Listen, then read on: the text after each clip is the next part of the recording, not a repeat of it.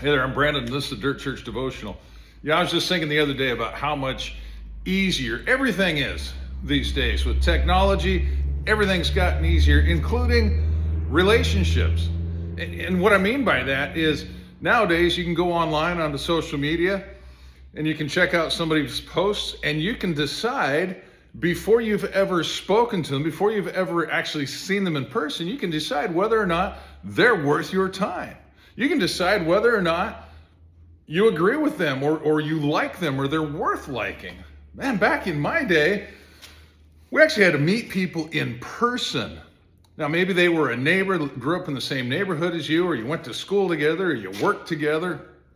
But you'd have to meet somebody in person, and then you'd build this relationship based on, common interests or common whatever, because you're working the same job. And, you might go an awful long time before you realize that this person is an idiot. And by then, oftentimes it was too late because you've already decided that you like them. You hang out and you've got common interests. And man, it's just so much easier today. But, it got me to thinking also, in Ecclesiastes, Solomon said, there's nothing new under the sun. And while I don't think he was referring to the internet, he was referring to relationships and attitudes and so on and so forth. And Jesus in Luke chapter 10 even spoke to that. There's a part of Luke chapter 10, this expert in the law comes to him and says, hey, Jesus, what's the most important commandment? And Jesus said, well, love the Lord your God with all your heart, your soul, your mind, your strength. And without missing a beat, Jesus said, and the second one is like it, love your neighbor as yourself. And that expert says he wanted to justify himself, so he said, well, who's my neighbor? What he's saying is, who do I have to love? Or who can I hate? And so Jesus tells him this story about a Jewish guy that was going from Jericho down to Jerusalem, and he fell into the hand of robbers, gets beat up, and left for dead. He's stripped naked, and he's left to die.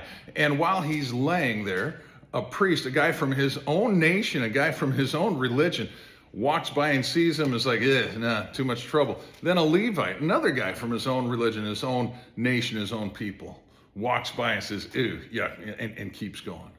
But then Jesus said a Samaritan came along. Now, Samaritans and Jews, they hated each other. Samaritans and Jews, they had different ethnic background. They had different religious beliefs. They were just different, and they hated each other. But this Samaritan, he cared for the guy.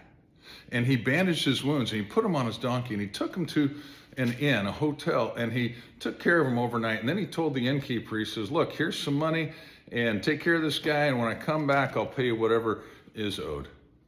And then he left. And Jesus looked at that expert, and he says, so, which one of these people acted like a neighbor? And the guy kind of sheepishly had to admit, well, the one who had mercy. He didn't even want to say Samaritan. He said the one who had mercy on him. And Jesus' response was, go and do likewise.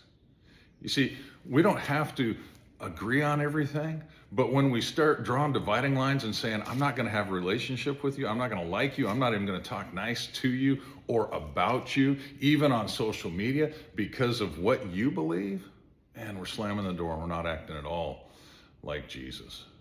I don't know. We're supposed to be the light of the world. We're supposed to be somebody that resembles Jesus, that builds relationships and crosses lines. You know what? The same materials that you use to build walls can be used to build bridges. Chew on that. We'll talk to you next time.